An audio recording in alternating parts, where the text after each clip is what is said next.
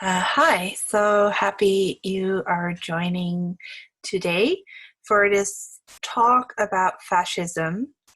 And it's in light of a bigger discussion of anti-oppression practices in environmental activism and what we need to know about fascism and ecofascism to be well informed to operate in the current um, geopolitical landscape in which we find ourselves. So we'll be going back a little bit in history, and it should also be said, of course, that we are doing this as a follow-up on the course of climate racism. This talk will mostly focus on fascism. What is it? Its meaning. Much has been said on the topic, and I will just make a short introduction, bringing together some of the insights I've gathered by different authors, different thinkers, and activists. So the second and the third video will more focus on a decolonial reading of anti-fascism and environmental activism on the ground. And then the fourth video will very much focus on ecofascism in the current 2021 situation and ecologist of the extreme right. So let's dive in. So to start the talk about fascism, we really need to talk about what it is and isn't, because it has been used so much as a slur that most people are not even really familiar with its roots. Where does it come from? So fascism comes from fascists. This is a bundle of sticks used for punishment in ancient Rome. So the Roman magistrate would carry the fascists, and behind this symbol are a couple of things that are important to unpack. One is that a single stick can be broken, but a bundle cannot. So within fascism, there's a strong emphasis on collective identity, belonging to a national empire, a supreme empire. Two is the idea of punishment, the idea of purging society from undesirables. And this is done over a very biological ideology, that there is, this blood and soil, this connection between the blood and a particular piece of land. And three is the Roman rule as origin story. So fascism was originated in Italy under Mussolini. And there was this idea of that you are coming from a great people. Like, there's a historical notion, and there's an absolute fetish of like this empire, this authority and authenticity. And so that which is not authentic needs to be purged. So here we have the pictures of the Roman magistrate, a stamp of the Deutsche Reich with Mussolini and Hitler, and Mussolini speaking to the crowds within the background, also really seeing still like some of the architecture of, a kind of Roman style of grand architecture. So moving on. Oops. So most people think about fascism in its outcome. But in the book, The Fascist Creep, Against the Fascist Creep, it said it should instead be seen as a deceptive movement, rarely forthright about its destination. And so it's worth kind of looking at not just its manifestation in political power, but also looking like what is fascism inspired by in terms of its thinking, its philosophy.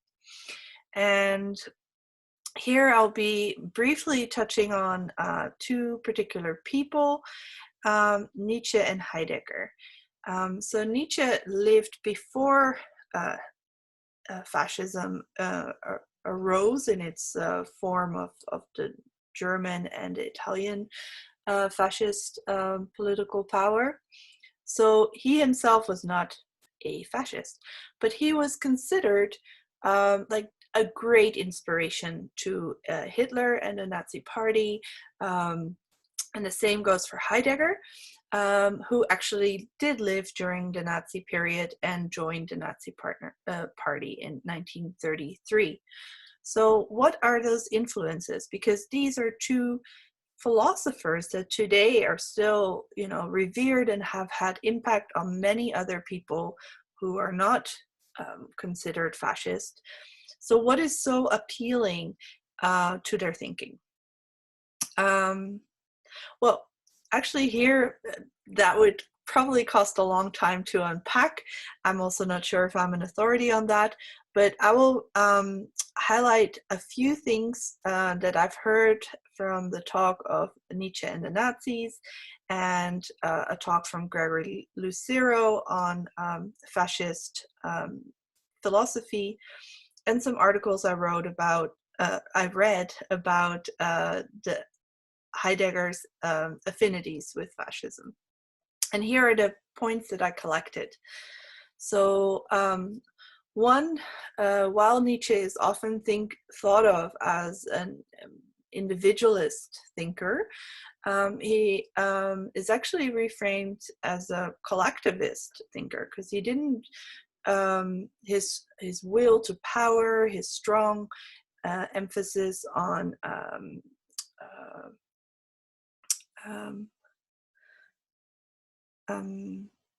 the Superman, and it wasn't an individual endeavor, but really more that in society maybe only 5 or 6 people are really, really great, and they should just exceed the regular people, and there should be like mass sacrifice for that. I can make a link in with the video of some of the resources for this. The ideals of Nietzsche was also anti-egalitarianism, the Superman, and the will to power. So this idea of survival of the fittest. And in Nietzsche and the Nazis, there's also quite some time spent on Nietzsche being against the rationalism of the Enlightenment, and instead arguing for an irrational kind of understanding that your gut, your instinct, your will to power are actually what really thrives you and thrusts you forward. And so and this rejection of rationality is actually something I find very, very interesting. Sometimes you will also find that arguing with a Nazi or arguing with a fascist isn't very helpful, because there's a lot of gaslighting and inconsequential or conflicting statements that are made. And it makes more sense when you also think of fascism as valuing the gut, the feeling, the passion more than this rational logic. For Heidegger, some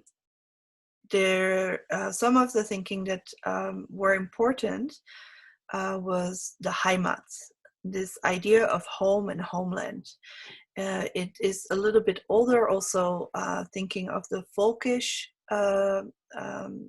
movement already in the 19th century, very much a nature lover. And in this folkish movement, there's this rejection of mainstream society, industrialization and everything. And like reconnecting with the land is really important. And the idea that the human, actually this ontological essence of German people is emerging from the landscape, the German landscape. And so this creates a fertile ground for problematizing outsiders. Like, they don't come from this land. They don't, and especially assimilated German Jews were really considered as pollution. Heidegger was also anti-Semite.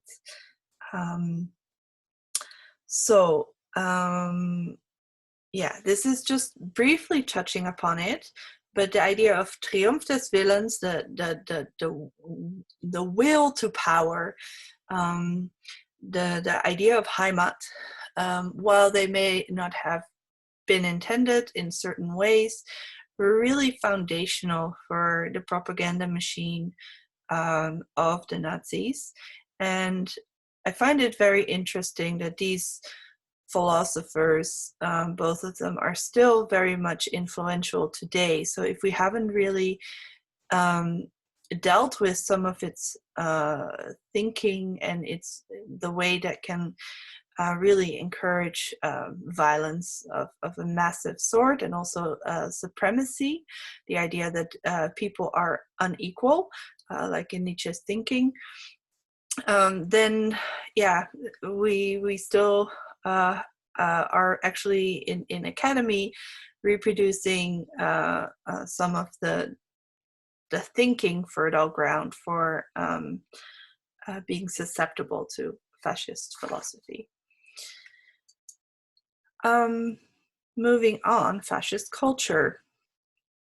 So here, again, the Folkish was pretty important. If you look at the Hitlerjugend, they really build on the culture of the Wandervogel, also an environmental youth movement of the early 20th century.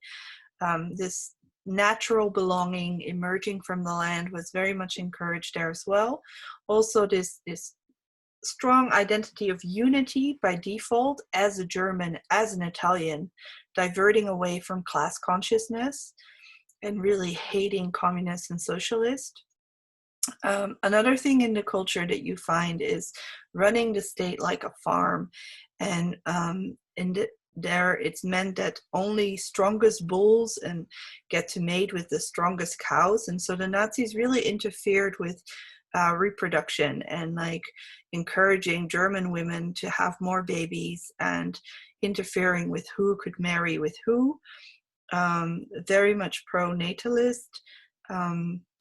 There's a whole chapter to unpack there as well regarding patriarchal power and thoughts towards gender and sexuality, and also ableist violence for extermination of deviant physical states. You know, like if you had some kind of disability or something, that was considered as something that needed to be purged as well, and many people were killed over that as well. Today, of course, it's known for its militaristic character, violence as fetish, irrational, passionate violence, also no respect for law. Like there can be many dictatorships and authoritarian systems that are also very violent, but where law plays a big part in fascist culture. This is less the case. Then there's, of course, we know it for scapegoating, a culture of scapegoating. So diverting anger, it's not to be directed towards class conflict, but instead it's funneled into anger towards the outsider. And we know this from Germany, specifically towards Jewish citizens. And today we see that mostly happening towards anti-Muslim sentiments, politics, and the idea to purge society from Islamic influence and Islamic people, as we see here in this picture of the German party AfD. We also see today's manifestations in this march in Sweden by a fascist group, and of course, in India, where there's a long history of fascism that is often overlooked, going all the way back to the 1920s of the RSS. So, up next, capitalism. What does it have? Fascism and capitalism. What do they have to do with each other? Well, in socialist and communist analysis of fascism, we really see that fascism merges or comes from a particular crisis that is built in within capitalism itself. So when capitalism is in crisis, you see that the ruling elite that lives off the labor of the worker gets to be more and more violent, while the people who are at the bottom are more and more squashed. And so that leads to more revolutionary movement. And in between, you have the bourgeoisie, or the petty bourgeoisie. And this is considered to be the fertile soil for fascism, because they don't identify with the worker and their communist movement. They hate the elite that is on top. So often in fascism, you will also find a very anti-elite frame. But instead of fighting the elite or the workers directly, there is a narrative within fascism of unity, unity over the axis of nationality. So you are a German, you are a Spanish under Franco, or you are an Italian under Mussolini. And here it is thought of as the third way. So neither the elite or the conservative or the socialist from below, it's the third way, it's the Third Reich. Of course, in Germany, the Third Reich was also referring to different historical times that were thought of as the bloom of German Empire. So let's think a little bit more about who are the bourgeois or the bourgeoisie. And here it's important to stand still with the right, the left, and the fascists. Often right and left are thought of as a spectrum on a horizontal line.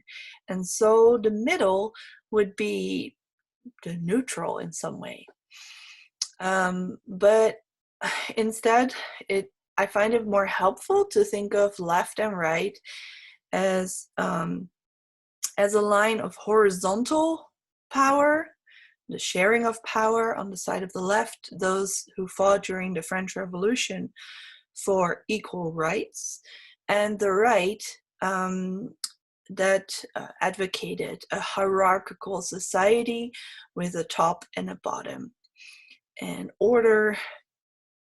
And the fascists, they don't disrupt this hierarchical order. Instead, they reshuffle the narrative around nationality and authenticity. And so it makes sense that a part of the elite actually sees that fascists can be super helpful for bringing down the revolution, and they will support to a certain degree fascists. Whereas the left will be the first to feel the violence of a fascist movement, and especially the left that is also anti-racist. Uh-oh. Let me see where I am in my notes. The fascist creep. Yeah, oh, well, this was just a short note to say that especially when capitalism is in crisis and it's crashed, and there are many people on the street saying, let's install the new system. Okay. Fascism has more chance of spreading as this third way. And here I'm also editing a note of the coronavirus causing the worst economic downturn since the Great Depression, IMF forecast. This was in April 2020. And so it makes sense that also in this time, there can be recruitment under people who are feeling disenfranchised in many ways. On the one hand, those who are desperate and feel that the fascist or the extreme right offer some kind of belonging to a great group, and on the other hand, the elite that think that, hey, the fascists can deal with these revolutionaries and we don't have to get our hands dirty. This is a bit simplified, of course, but just outlining the basics. So here, what does this have to do with the climate crisis? Aren't we focusing on climate justice? Well, here it's important to also note how ecofascism may have, in terms of number of people identifying as ecofascists, this may be a bit fringe historically, but its reasoning has slipped in the environmental movement like sand into the machine in different environmental discourse. So think of the frame of climate and overpopulation. So this frame distorts analysis away from a certain kind of ruling politicians and toxic corporations doing mass harm, and instead starts criminalizing the refugee, the poor, and it employs a certain Malthusian thinking that those who cannot feed themselves are not welcome at nature's banquet. And so it's a slippery slope towards the thinking of survival of the fittest, eugenics, racist ideology. And it mistakes the richest for the fittest and the most environmentally friendly, like indigenous people or the poor, white and POC as the biggest problem. So there will be more about ecofascism in particular in the current day in all the other videos, but this is just kind of focusing on fascism itself. A note that I want to make here is that who teaches us about fascism or anti-fascism to begin with? In the last series that I did about climate racism, we noticed that we learned a lot in popular discourse about the climate crisis from white authors, white activists, white famous people and movements. And the same kind of goes for fascism. If you look at Wikipedia, you see all the writers they're mostly men, and they're mostly, well, I think all white. Here I also put down some people who I learned from about fascism, and well, they're pretty white as well. So here comes the question, what would we learn if we listen to people fighting fascism who are not white?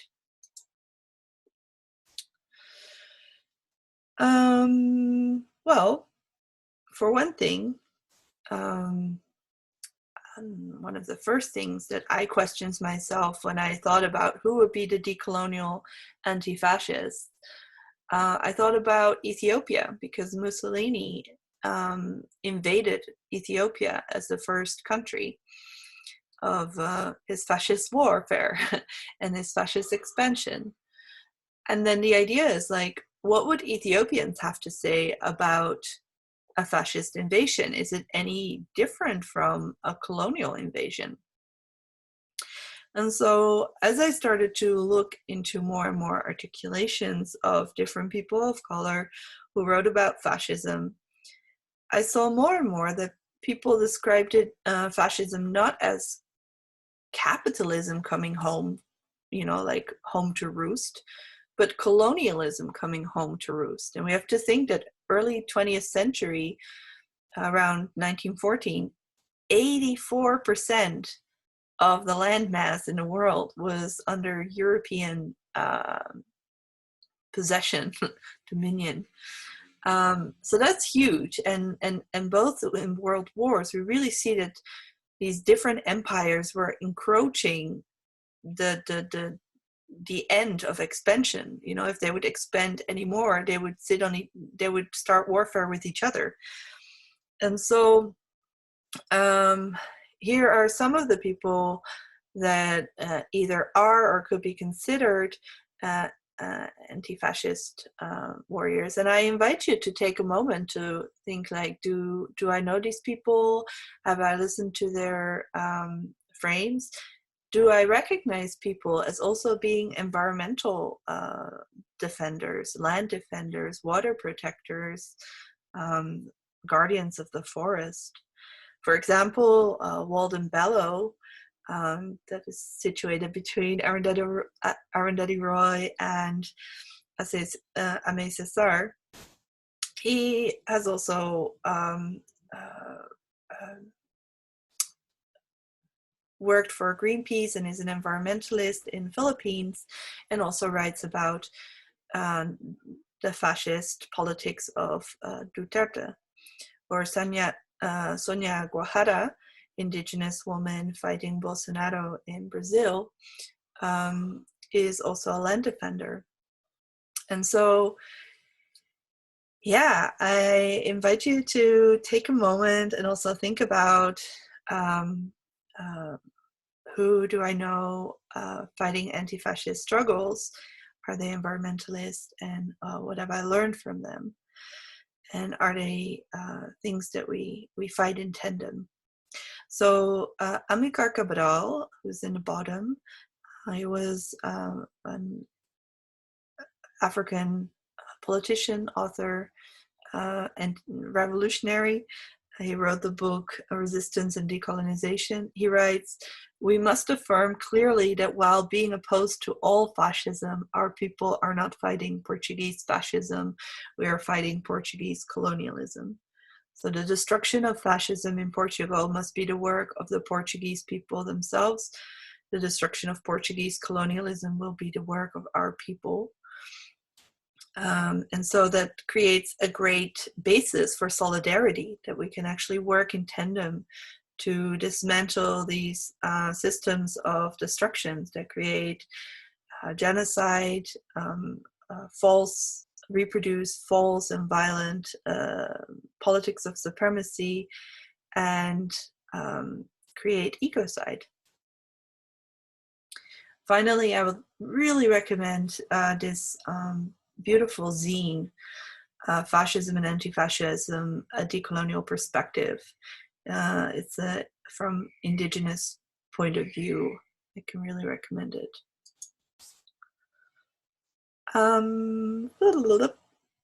Here, it's just kind of rethinking again. Are we talking about capitalism in crisis, colonialism in crisis? How do these two systems of privatizing the commons to bleed and cripple, how do they sit together? How do we build an environmental movement that understands these systems of oppressions working in tandem? And how can we develop a systemic look on what's happening? So we don't just look at the symptom, we don't just look at the CO2 in the sky, but we look at, like, how does a whole system that operates cyclical get distorted by these violent politics in of supremacy. So I'm ending here this introduction on fascism with some notes on ecofascism historically. And maybe you recognize people, or maybe you don't. The question is, who do you recognize?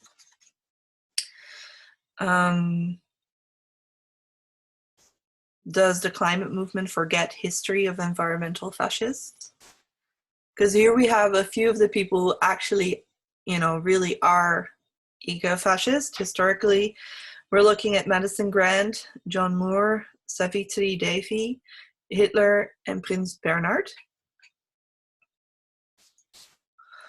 And a few notes, just briefly, about how to situate each one of them. Madison wrote a book defending the master race, and he, and together with John Muir, were some of the founding fathers of the national park system in the US.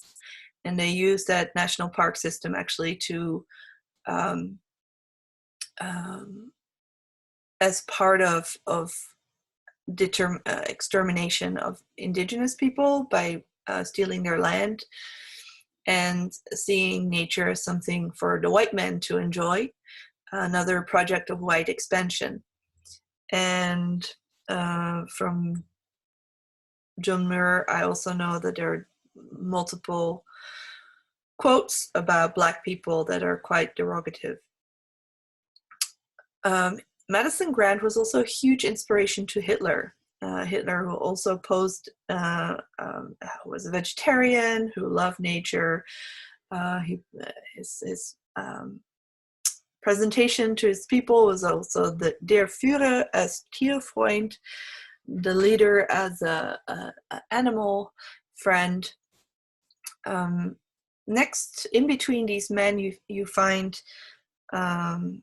Savitri Devi. She was from France, and I'm still learning about her and her influence, but I definitely see in the new extreme right that she has quite an influence.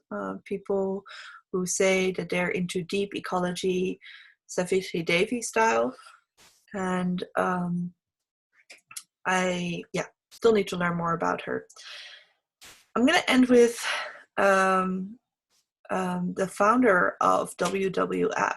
We'll hear more about WWF in other videos in this series.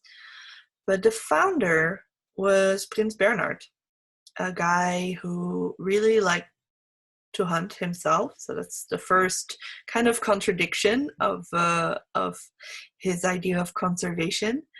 But also who was, visiting Hitler, and on his wedding in 1937, even though it was said they shouldn't, they still sung some Nazi song at the wedding, and people, the guests, were all raising their hands like a Hitler, Heil Hitler greeting.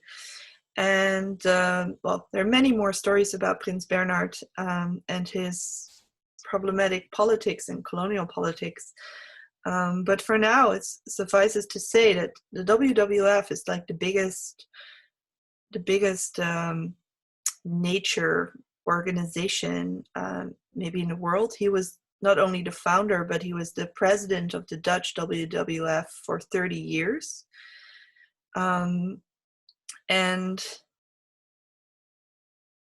the real question I want to pose, and in previous weeks, we looked at how environmental movement in the West tends to suffer from historical forgetfulness about political conditions of eco-genocide, leading to this climate-changed world that we live in today.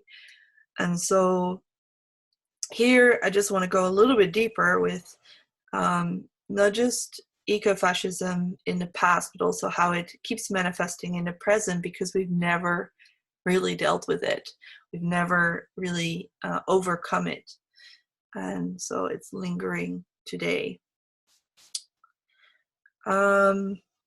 So these were the opening thoughts. In the next two videos, we will go in deeper with a talk from XR about eco-fascism in Africa, and a talk from Chris, the trainer that will also be joining us in the next session. And he will talk more about the decolonial view on fascism. And some questions to ponder about as you exit this video is, when you think about anti-fascism, which POC thinkers, activists, or movements do you think of? This might be something nice to write down in your notebook. Second question is, do you know environmentalists operating in frames of extreme right or fascistic narratives? And the third is, do you know how to spot these frames? Like, what other markers of fascistic thought can you identify when it pops up in environmental discourse? I look forward to go on this journey and have more conversations about our climate movement and how we interface with anti-fascist struggle. Thank you so much for listening. Please be kind to yourself, as we've just discussed a lot of violence. Take self-care, whether that is going for a walk afterwards, having a tea, but preferably don't rush into a next activity, but find a moment to sit with it. And as Amilcar Cabral, one of the speakers I mentioned earlier, when he talked about the struggle, he said, "Tell no lies and claim no easy victories." And I think as we dive into fascism and the struggle against fascism, we should also really see how fascism has been with us longer and continued to be with us after the Second World War, and see how its movement is now also interfacing with our climate justice struggle. So that's it. I wish you well.